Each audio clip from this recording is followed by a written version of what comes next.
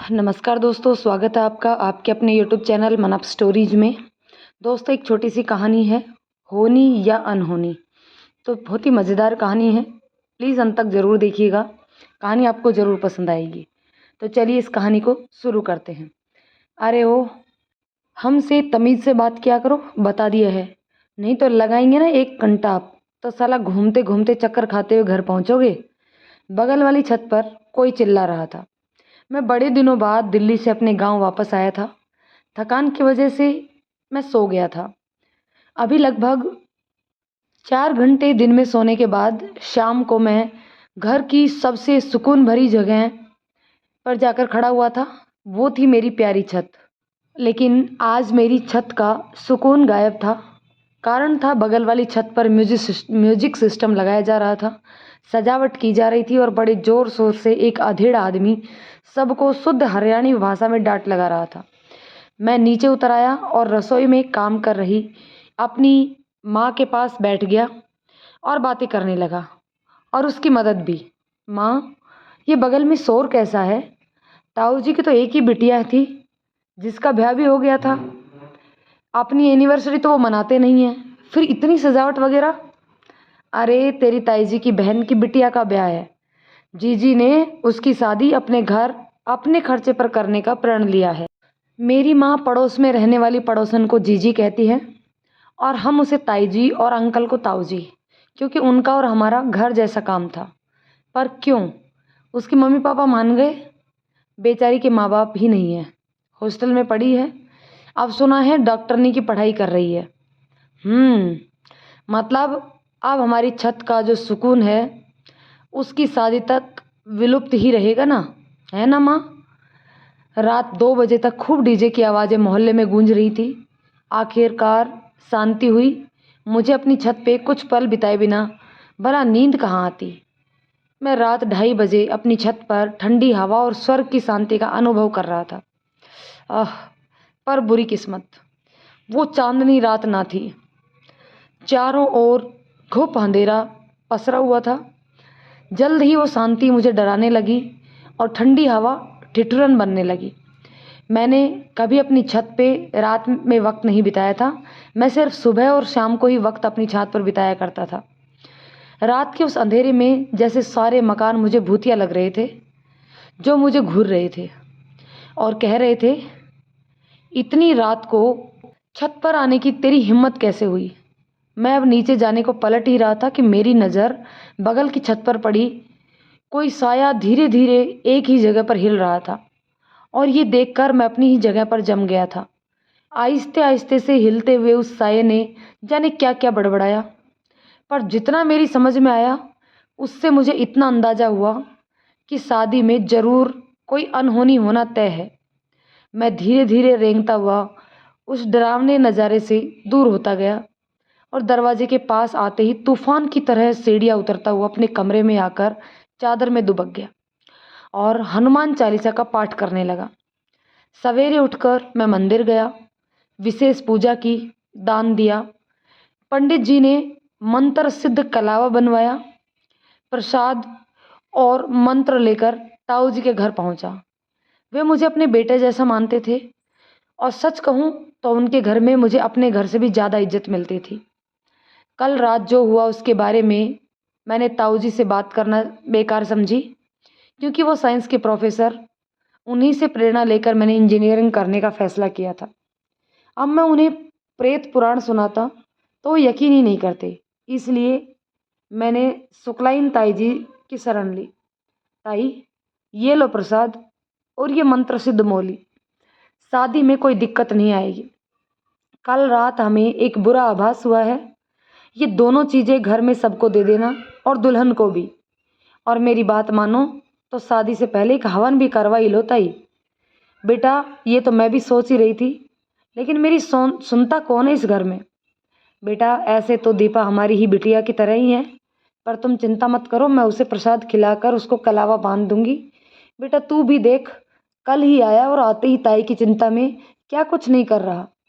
ठीक है ताई जी, अब मैं चलता हूँ। जरा रुको बेटा, खाना खा के जाना।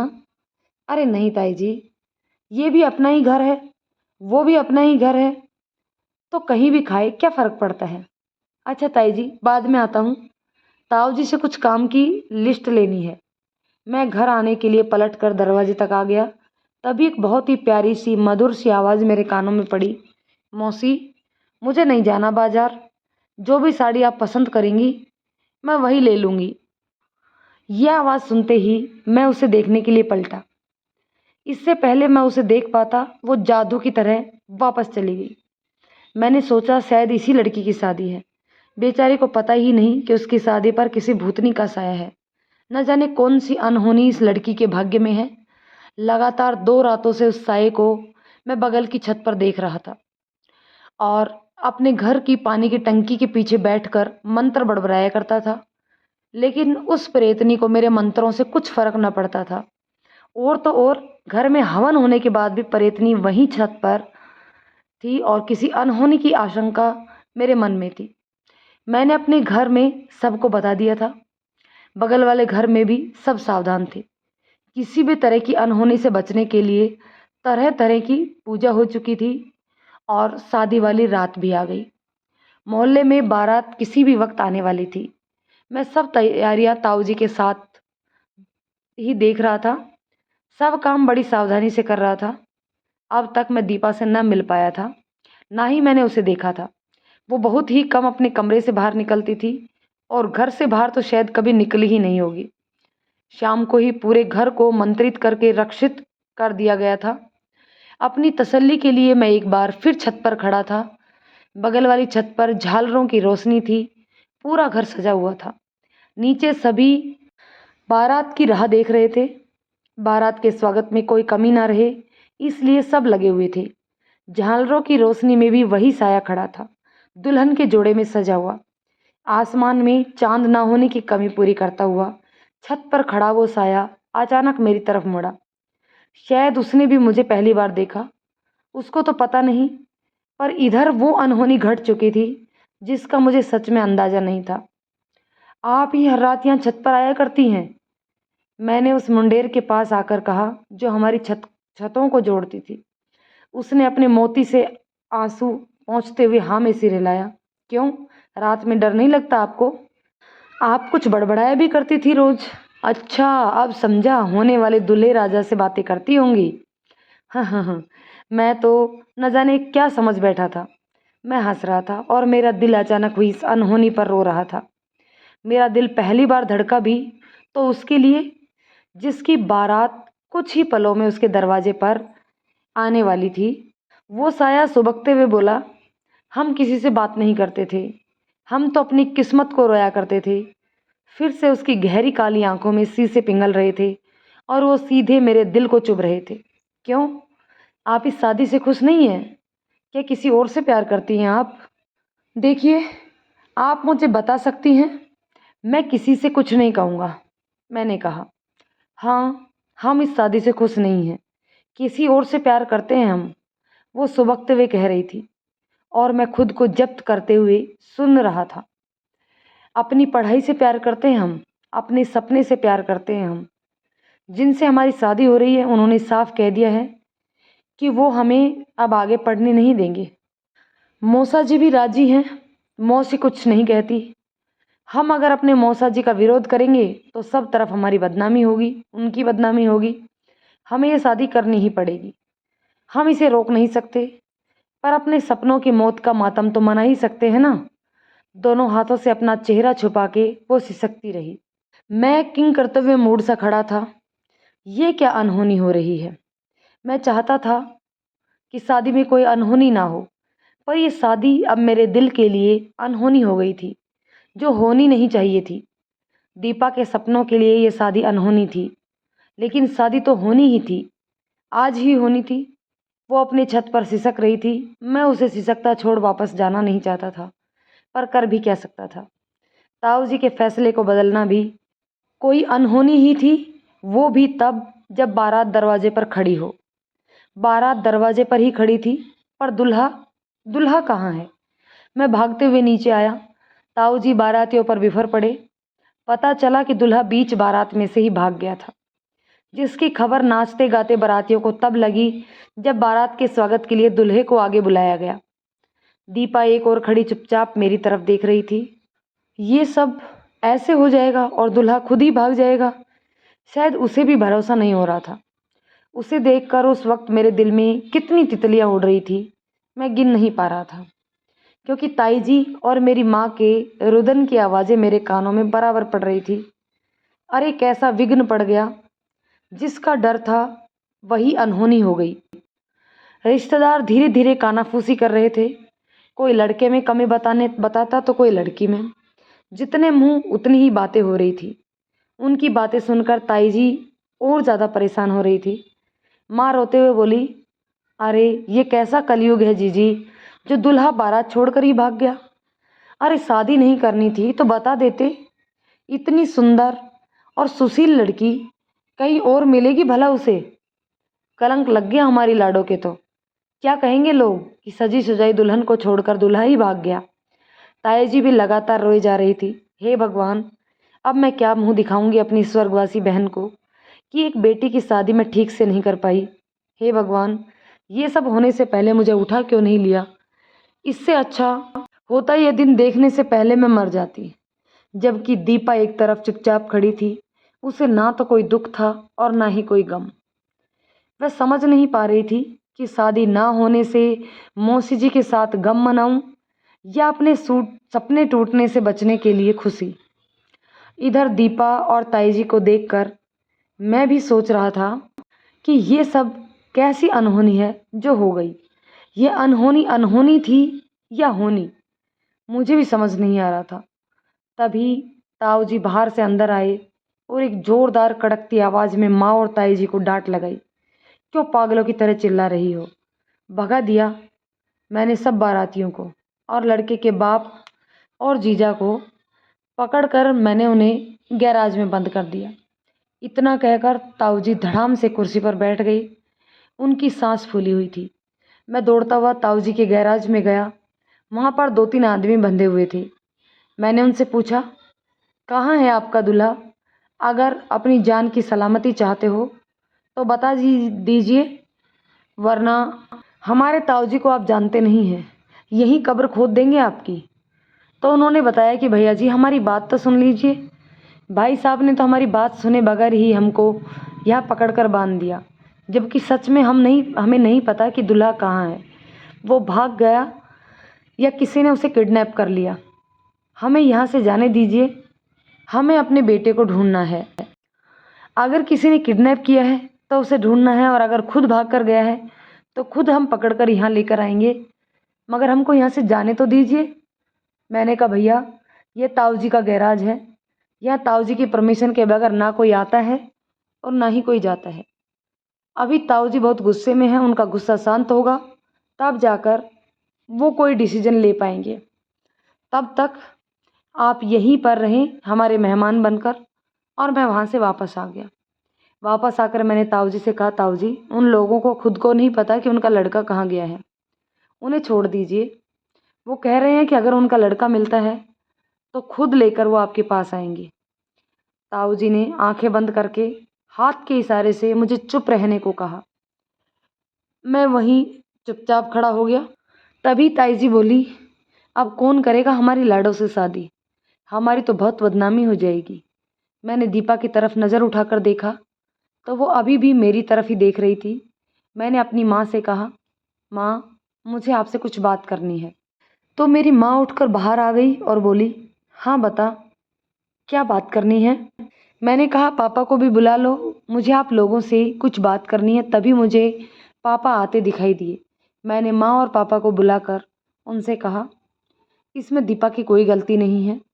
सब लोग दीपा के बारे में सोचकर परेशान हो रहे हैं कि कौन शादी करेगा उससे। माँ, आप अभी कह रही थी ना कि इतनी सुंदर और सुशील लड़की उस लड़के को कहाँ मिलेगी। तो क्या आप चाहती हैं कि आपकी बहू भी इतनी ही सुंदर और सुशील हो?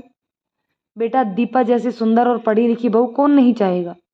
वैसे माँ, आपने मुझे बताया था कि दीपा डॉक्टर की पढ़ाई कर रही है। शाम को छत पर मैंने दीपा को बहुत परेशान देखा था। तब मैंने दीपा से पूछा था कि तुम इतनी परेशान क्यों हो। तो उसने मुझे बताया था कि इस शादी में होने वाला दूल्हा है उसे आगे पढ़ने नहीं देना चाहता, जबकि मैं आगे पढ़ना चाहती हूँ। वह इस शादी से खुश नहीं थी और एक तरह से अच्छा ही हुआ है ना कि वह लड़का भाग गया। माँ पापा, मैं दीपा से शादी करने को तैयार हूँ। अगर आप चाहें तो आप दीपा से पूछ लीजिए और ताई जी से और ताऊ जी से भी पूछ लीजिए। अगर वह तैयार हैं तो मैं भी शादी करने को तैयार हूँ। मेरी माँ मेरे पापा की तरफ और पापा माँ की तरफ देखकर चुपचाप खड़े रहे।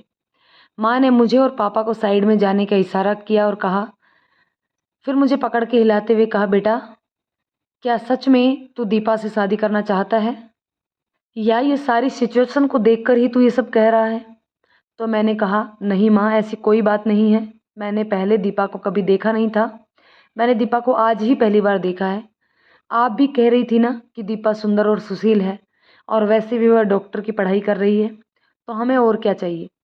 एक पढ़ी लिखी सुंदर सी लड़की हमको मिल जाएगी। और वैसे भी आप तो दीपा को जानती ही होंगी। बेटा मुझे तो दीपा शुरू से ही बहुत पसंद थी। आप बोलिए, आपका क्या कहना है? भाई देखो, जब मियाँ बीबी राजी तो क्या करेगा काजी। और साथ ही साथ बहू को या तो बेटे के साथ रहना होता है या तो सास के साथ रहना होता है। जब आप माँ बेटे राजी हैं तो मुझे तो कोई प्रॉब्लम नहीं है। वैसे हमारा बेटा समझदार है, वह अपनी लाइफ का निर्णय लेने के लायक हो गया है, तो हमें उसके निर्णय में उसका साथ देना चाहिए। माँ बोली, चलिए एक बार जीजी और भाई साहब से भी बात कर लेते हैं। पापा ताऊ जी के पास जाकर बोले, भाई साहब जो हो गया उसे भूलिए, आगे की सोचिए। अगर भाई साहब आप बुरा ना माने तो मैं आपसे कुछ कहना चाहता हूँ। देखिए आप हमारे बहुत अच्छे पड़ोसी हैं और हमेशा से ही मैं आपको अपना बड़ा भाई मानता हूँ, और आपने भी हमारे बच्चों को अपने बच्चों के जितना ही प्यार दिया है। मैंने हमेशा से देखा है कि मेरे बच्चे अपने घर में खुश रहते हैं, वैसे ही आपके घर में भी खुश रहते हैं। पड़ोसी होने के नाते मैं अपना पड़ोसी धर्म अदा करना चाहता हूँ। अगर आप चाहें तो बिटिया की शादी हमारे बेटे से करने के लिए हम तैयार हैं। आप अपने घर में बातचीत कर लीजिए और फिर बिटिया से भी पूछ लीजिए। अगर आप सबकी मर्जी हो तो इसी मंडप में हम शादी करने को तैयार हैं। ताऊ जी मेरे पापा की तरफ देख रहे थे। उन्होंने कहा, भाई साहब हमें कुछ समय दीजिए, फिर हम आपको बताते हैं। पापा ने कहा, ठीक है भाई साहब, आप आराम से बात कर लीजिए, पर जैसा भी आपका डिसीजन हो हमें बता दीजिए, हम आपके साथ हैं। ताऊ जी ने दीपा को अपने पास बुलाया और कहा, दीपा क्या तुम्हें राघव पसंद है? इतना सुनते ही मेरे शरीर में झुंझुनी से छूटने लगी, और बस मैं यही भगवान से प्रार्थना कर रहा था कि भगवान दीपा हाँ कह दे। तभी दीपा ने कहा, मौसा जी जैसी आपकी इच्छा। ताऊ जी बोले, नहीं बेटा, पहले भी अपनी इच्छा हम तुम पर थोप कर बहुत परेशान हो चुके हैं, अब अपनी इच्छा तुम पर नहीं थोपना चाहते। अगर आपकी मर्जी होगी तो हम यह शादी करेंगे, अदरवाइज नहीं। दीपा ने कहा, मौसा जी क्या मैं राघव से बात कर सकती हूँ? हाँ बेटा, राघव से बात कर लो, अगर तुम दोनों चाहोगे तो ही हम ये शादी करेंगे। यह बात सुनकर मैं तो खुशी के मारे पागल सा हो गया। सभी लोग कमरे से बाहर चले गए। कमरे में मैं और दीपा ही रह गई। दीपा ने मेरी तरफ देखकर कहा, थैंक यू राघव जी मेरे बारे में इतना सोचने के लिए। मैंने कहा, दीपा जी ऐसी कोई बात नहीं है। मैंने आपको सुबह देखा तो देखते ही आप मुझे पसंद आ गई थी, लेकिन उस समय मुझे लग रहा था कि शायद मैं लेट हो गया, क्योंकि आप तो शादी के जोड़े में थी। दीपा जी मैं कोशिश करूँगा कि आपको मैं खुश रखूँ, आपको सब खुशियाँ देने की कोशिश करूँगा जो मेरे दायरे में होंगी। आपकी अगर कोई मुझसे स्पेशल डिमांड हो तो मुझे बता सकती हो। दीपा बोली, मेरी तो बस एक ही इच्छा है कि मैं पढ़ना चाहती हूँ, मुझे पढ़ाई से बहुत प्यार है। मेरी बस यही इच्छा है, इसके अलावा मेरी कोई डिमांड नहीं है। मैंने पूछा, क्या मैं आपको पसंद हूँ? हाँ राघव जी, जब मैंने आपको अब मेरी फ़िक्र करते हुए देखा, तब मैं भगवान से बस यही प्रार्थना कर रही थी कि हे भगवान मेरे होने वाला पति आपके जैसा हो।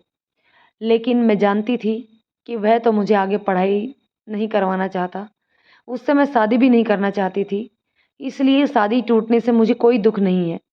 परंतु मेरे माँ बाप के बाद मेरे मौसा मौसी ने ही मेरी जो जिम्मेदारी उठाई है, तो मैं यह भी नहीं चाहती थी कि मेरी वजह से उन्हें ठेस पहुँचे।